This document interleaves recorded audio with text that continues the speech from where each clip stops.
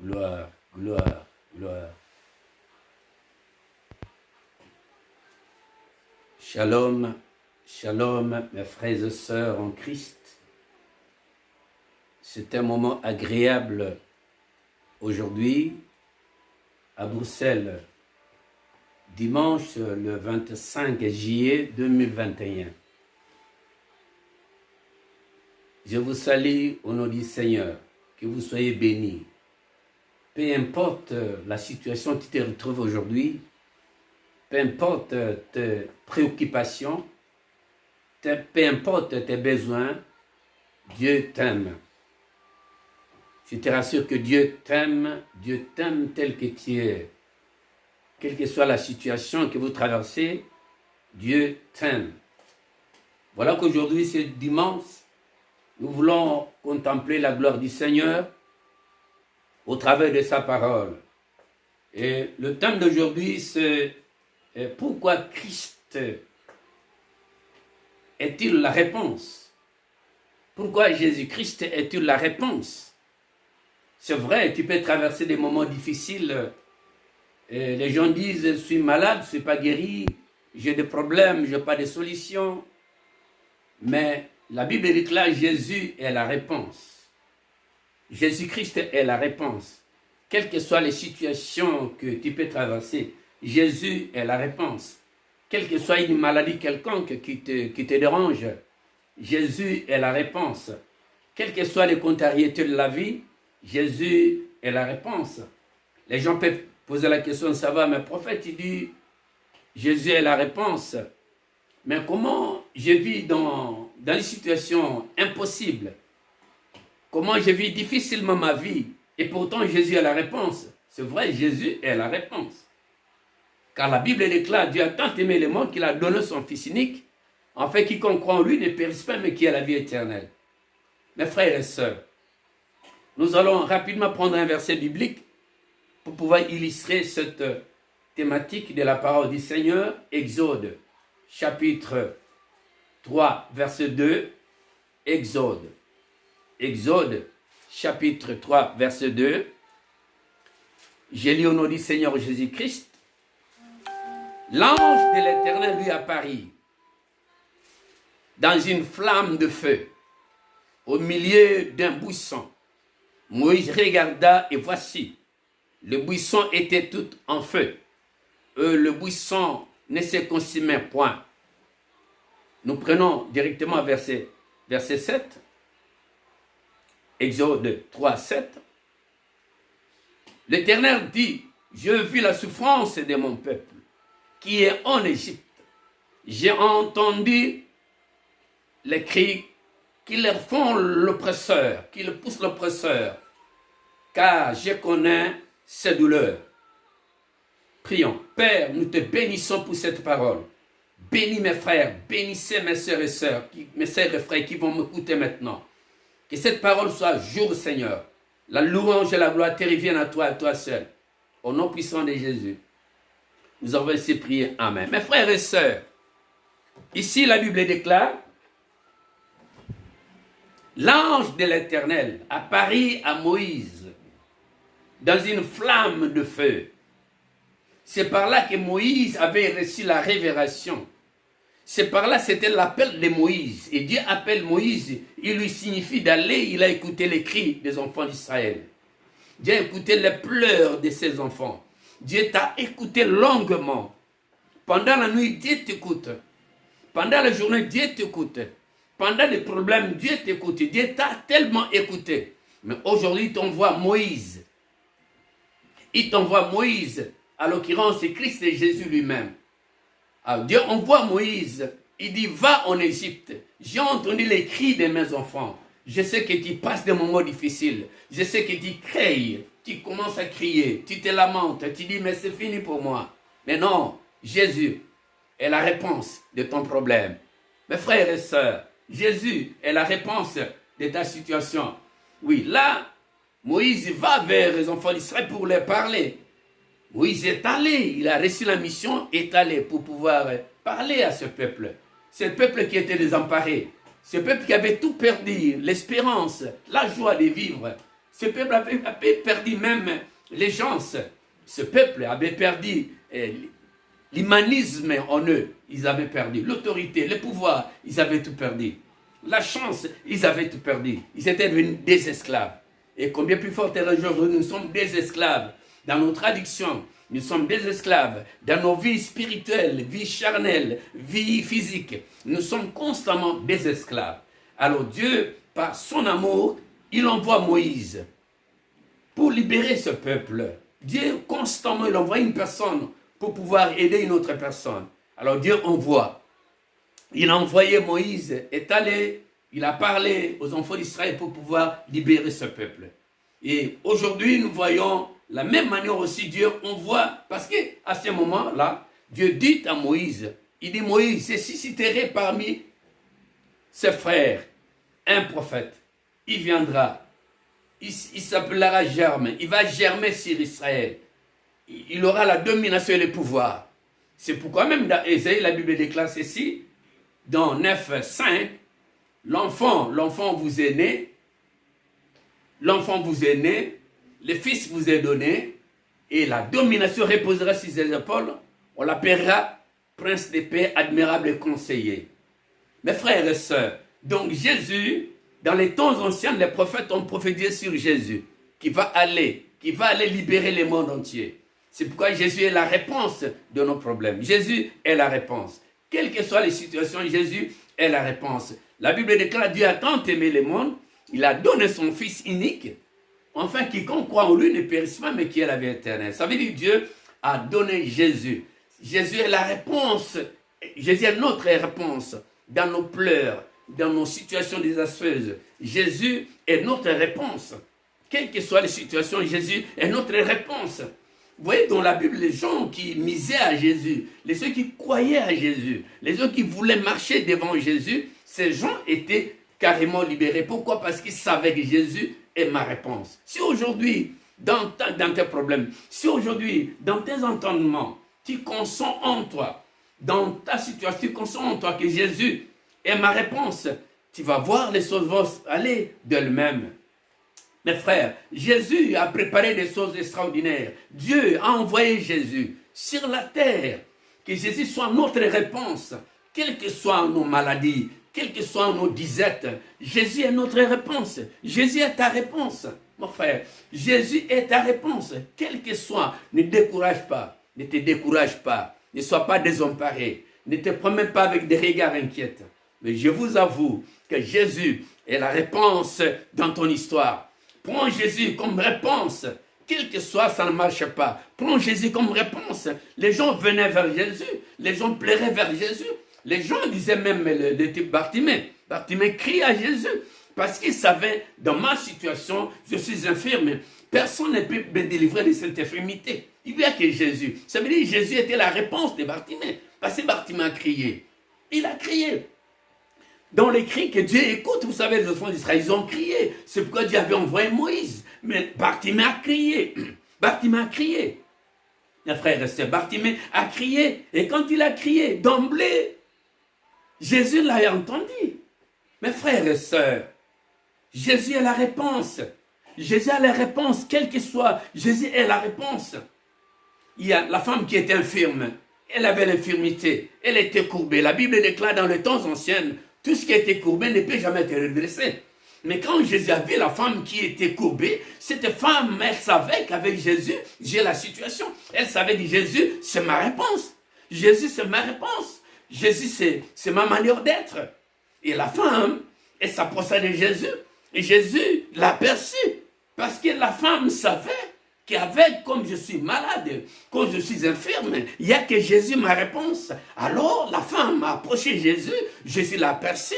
Jésus a guéri cette femme qui était la descendante d'Abraham. Mes frères et sœurs, nous sommes tous des descendants d'Abraham. Quelle que soit la situation, nous croyons et nous le savons. Jésus est notre réponse. Quelles que soient les circonstances, Jésus est notre réponse.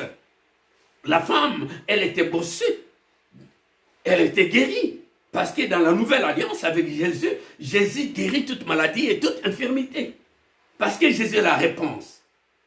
Mais Jésus est la réponse. Si ça ne va pas aujourd'hui, demain ça ira. Tu peux être mourant. condamné par les médecins, à l'hôpital, avec des cancers, avec une maladie incurable sur ta vie. Et tu vas voir avec Jésus, mise seulement à Jésus, prends ton esprit à Jésus, se focaliser vers Jésus. Il est le consommateur de la foi, Jésus-Christ de Nazareth. Mes frères et sœurs, les gens venaient vers Jésus, les gens couraient vers Jésus parce qu'ils savaient la réponse, c'était Jésus. Nous tous, on a des questions de savoir. On se pose des questions. Qu'est-ce qui ne va pas dans ma vie? Pourquoi je suis comme ça? Je ne suis pas marié, je n'ai pas d'enfant. Que puis-je faire? Je n'ai pas un travail, je trime, je suis malade. Tout le monde a des problèmes, tout le monde a une question. Une question y affectera sa vie. Et je voudrais indiquer en ce lieu que Jésus est la réponse. Jésus est la réponse, Jésus est rationnel. Jésus, littéralement, Jésus-Christ, il est le Seigneur des Seigneurs. Ça veut dire que Jésus est la réponse dans nos histoires. Vous savez, celui qui avait son fils et sa fille était malade, chef de la synagogue, cet homme-là, il a vu qu'il avait quelqu'un qui était malade chez lui à la maison. Mais pour lui, il avait des militaires, des soldats. Il était général, il était puissant. Mais la Bible dit, il a regardé qui pourrait éventuellement sauver mon serviteur. Il dit non, je vais vers Jésus. Ça veut dire Jésus est la réponse. Dans ton histoire, Jésus est la réponse. Dans ma situation, Jésus est la réponse. Regarde mes frères et sœurs, je vous encourage. Jésus est la réponse dans ta situation. Jésus est la réponse. Regarde un peu. Jésus, avec ses disciples dans la barque, il travaille de l'autre côté. Jésus reste pour prier.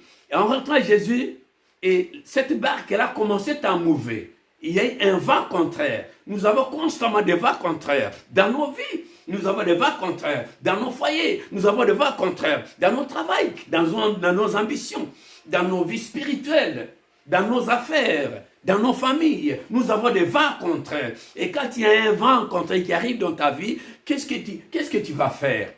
Mais il y a la réponse. Celui qui s'appelle réponse, c'est Jésus. C'est Jésus, mise à Jésus.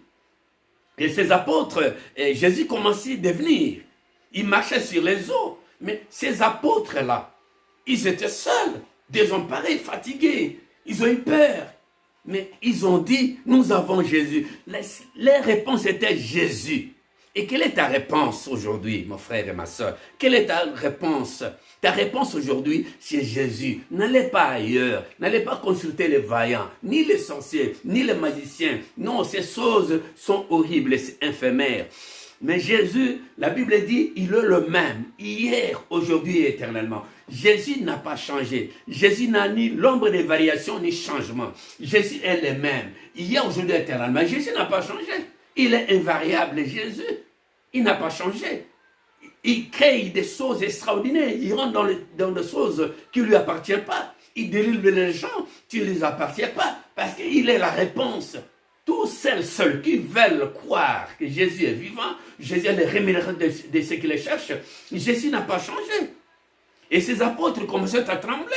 Ils commençaient à trembler comme aujourd'hui. Toi, tu trembles. Moi, je tremble. Nous tremblons tous. Nous tremblons tous. Nous sommes là en train de crier, de se lamenter.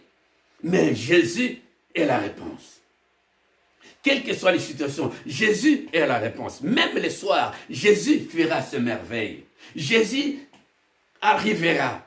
Parce que Jésus, quand il dit, il accomplit la chose. Quand Jésus passe, il y a des miracles et des prodiges qui passent. Mes frères, Jésus, Dieu lui a donné un nom. La Bible déclare l'acte dont les gens qui t'ont condamné et qui subsistaient contre toi. Mais qui d'autre? Si ce n'est Jésus, si ce n'est la réponse. La Bible dit, la réponse a effacé les actes dont qui t'ont condamné et qui subsistaient contre toi. Et il les a publiquement livrés en spectacle, en triomphant d'elle par la croix. Et la prédication de la croix, c'est une folie pour ceux qui périssent. Pour nous qui sommes sauvés, c'est un don qui vient de Dieu. Mes frères et sœurs, Jésus a la réponse. Et quand ces apôtres ont aperçu Jésus marcher sur les eaux, ils ont dit, mais c'est pas possible, c'est un fantôme. Mes frères, tu peux avoir des fantômes dans ta vie, de gauche à droite, derrière en avant, au-dessus en dessous, sous-sol, sol, à l'heure. Tu peux en avoir plusieurs.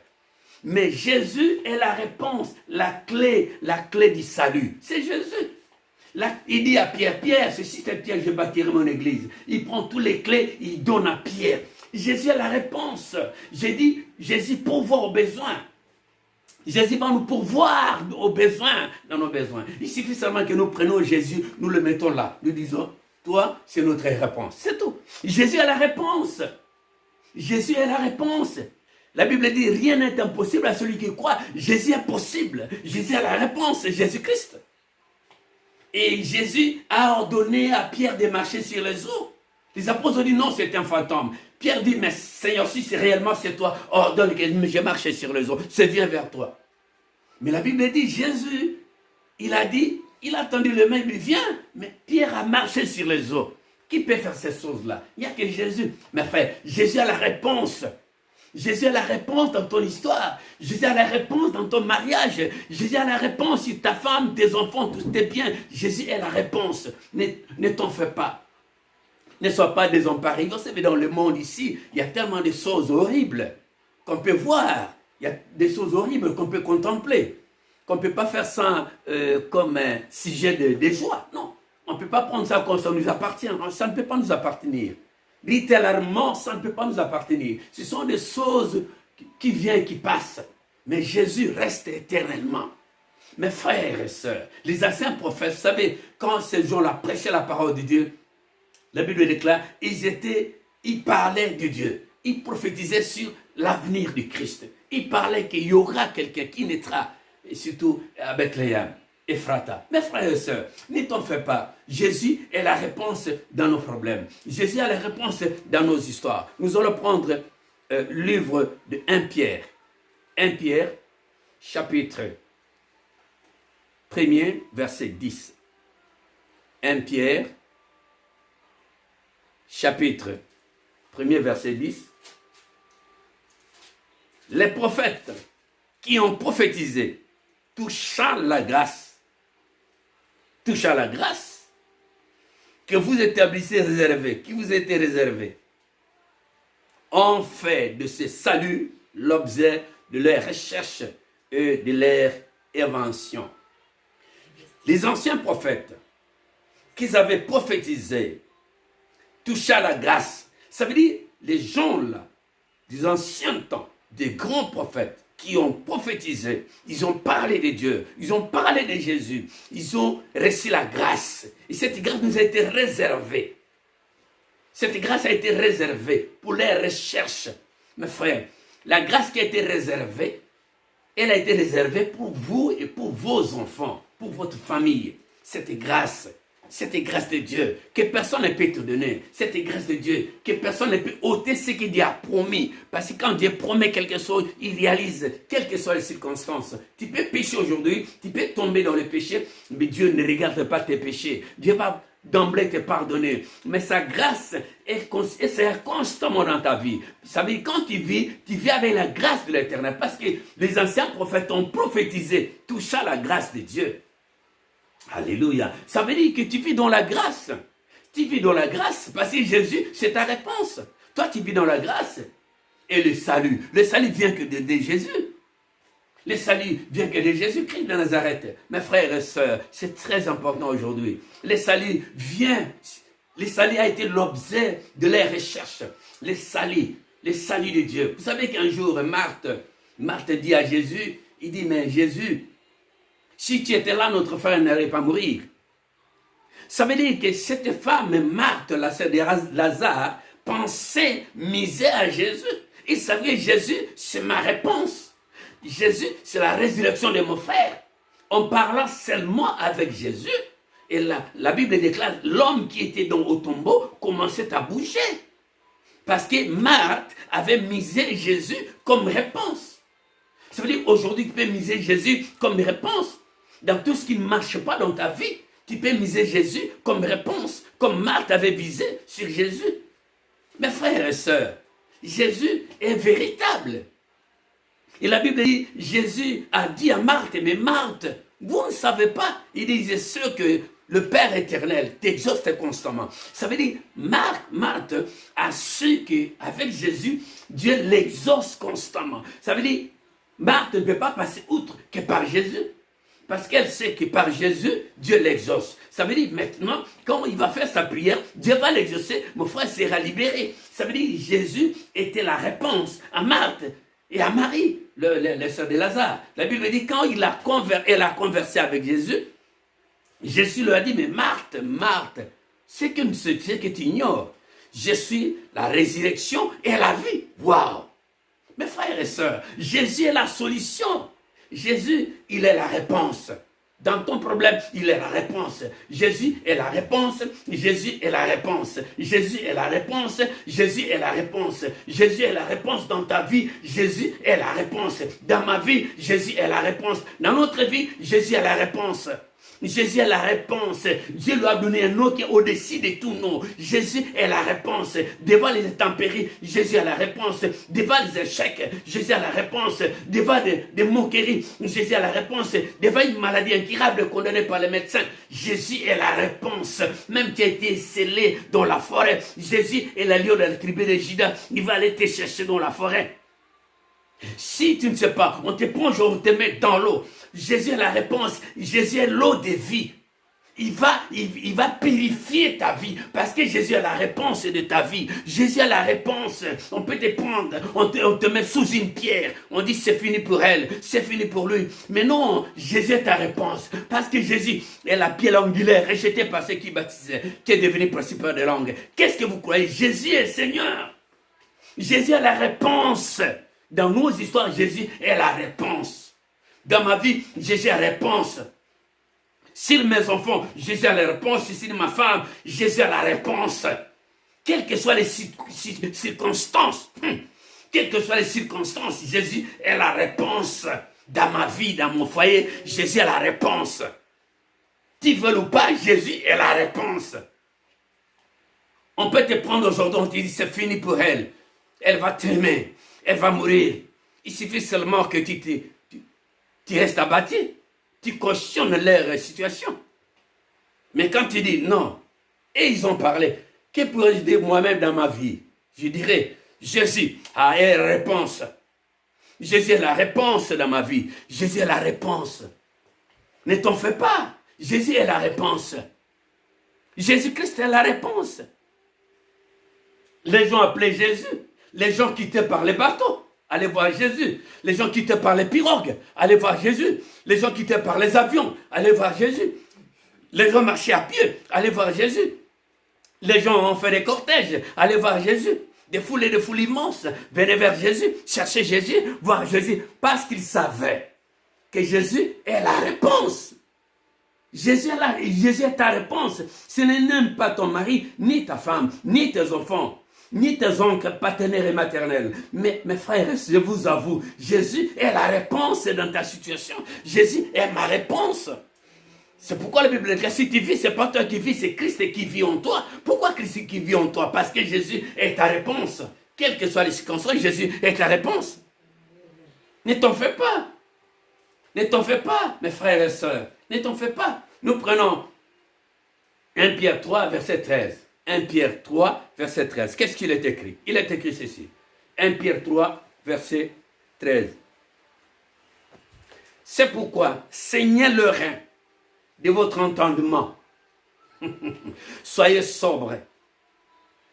Ayez une entière espérance dans la grâce qui vous sera apportée lorsque Jésus-Christ apparaîtra. Waouh! Mes frères, ici, nous prenons seulement une chose, la sobriété. La Bible dit, soyez sobres et entière espérance dans la grâce qui vous est donnée. La sobriété, soyez sobres. Soyez sobres avec tes frères, parce que Jésus est ta réponse. Non, on ne dit pas c'est il, c'est elle. Non, c'est l'espérance, et croyez à cette espérance, à cette grâce, parce que Jésus est la réponse. La sobriété, soyez sobres. Devant les situations, soyez sobres. La sobriété, elle nous est demandée. On dit serrer les reins. Les reins, c'est un petit appareil qui tient notre corps. Et dans la Bible dit serrez vos reins. La Bible dit serrez vos reins l'entendement de votre rein. Mes frères et sœurs, soyons sobres, soyons modérés. Ne critique pas, ne dis pas qu'il est tombé, ne quitte pas, ne sois pas constamment inciter les autres. Si ça ne va pas, pour prier pour eux. Aidez tes frères. Soyez sobres, la sobriété, l'humilité. La Bible dit l'humilité précède la gloire. Dieu résiste aux orgueils, il fait grâce aux humbles. Mes frères et sœurs, c'est pourquoi je vous ai parlé tout à l'heure. Même il y avait un aveugle. L'aveugle ne voyait pas. L'aveugle de naissance. L'aveugle de naissance, il ne voyait pas. Et les apôtres viennent poser la question de savoir au Seigneur Jésus. Il dit, mais Jésus, est-ce que c'est lui qui a péché?